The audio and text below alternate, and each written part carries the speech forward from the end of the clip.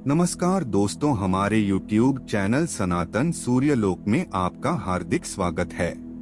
आज से शुरू हुआ है सावन का पवित्र महीना। कैसे करें भगवान शिव को प्रसन्न। देवों के देव महादेव अपने भक्त की थोड़ी सी भक्ति पर भी प्रसन्न हो जाते हैं और उसको उसका मनवांछित फल दे देते हैं, तभी तो उन्हें भोलेनाथ भी कहते हैं।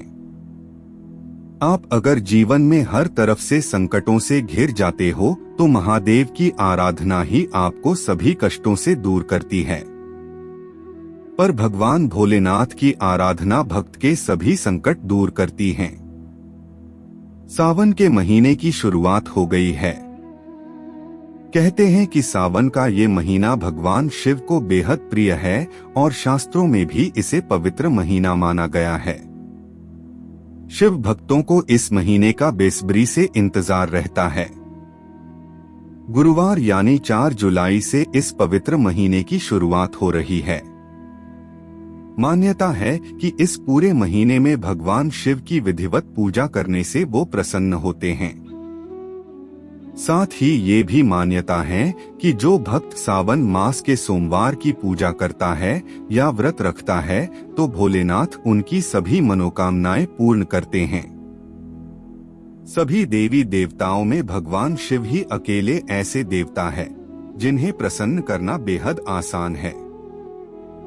कहते हैं कि इस महीने में भगवान शिव पर जलाभिषेक करने से शिवजी जल्दी प्रसन्न होते हैं। याद रखें कि इस दौरान भगवान शिव का मंत्रोच्चारण जरूर करें। महामृत्युंजय मंत्र उनका प्रिय मंत्र है। पौराणिक मान्यताओं के अनुसार भगवान शिव के महामृत्युंजय मंत्र का जाप करने से काल के भय से छुटकारा मिल जाता है। ये मंत्र है: त्र्यंबकम यजामहे सुगंधिं पुष्टिवर्धनम, उर्वारुकमिव बंधनान् मृत्योर्मुक्षीयमामृतात्। नमः शिवाय। सोमवार के दिन कैसे करें भगवान शिव की पूजा। सावन में सोमवार के दिन जल्दी उठकर स्नान करें। इसके बाद भगवान शिव का जलाभिषेक करें। साथ ही माता पार्वती और नंदी को भी गंगाजल या दूध चढ़ाएं। पंचामृत से रुद्राभिषेक करें और बेलपत्र अर्पित करें। शिवलिंग पर धतूरा, भांग, चंदन और चावल चढ़ाएं और सभी को तिलक लगाएं। प्रसाद के रूप में भगवान शिव को घी शक्कर का भोग लगाएं। धूप और दीप से गणेश जी की आरती करें। आखिर में भगवान शिव की आरती करें और सभी को प्रसाद बांटें। मान्यता है कि सावन महीने भगवान शिव की विधि विधान के साथ पूजा अर्चना करने से शिव भक्तों पर भगवान शिव की कृपा सदैव बनी रहती है और आर्थिक परेशानियों से छुटकारा भी मिलता है। बेलपत्र का वृक्ष शुभ क्यों माना जाता है? एक बार माता पार्वती के पसीने की बूंद मंदराचल पर्वत पर गिर गई और उससे बेल का पेड़ निकल आया। माता पार्वती के पसीने से बेल के पेड़ का उद्भव हुआ।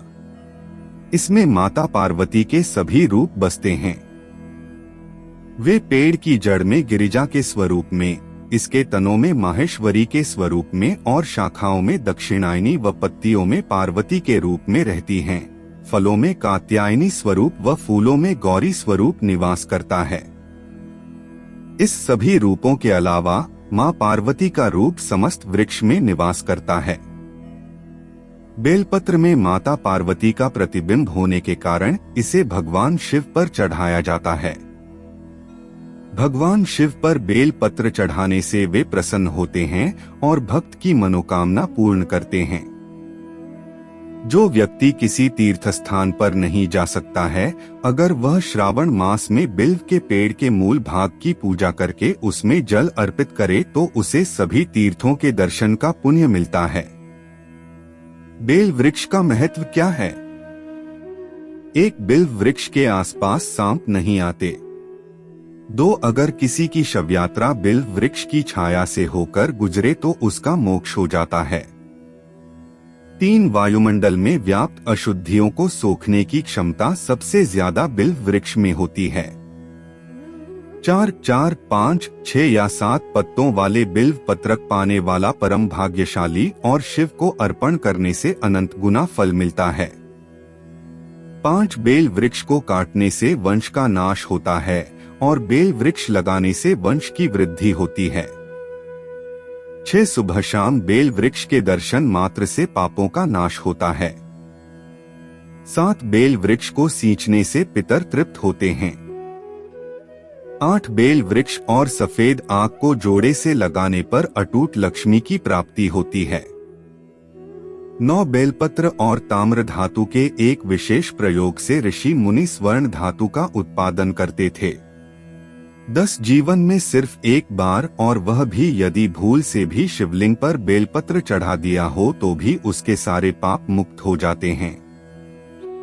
11 बेल वृक्ष का रोपण, पोषण और संवर्धन करने से महादेव से साक्षात्कार करने का अवश्य लाभ मिलता है।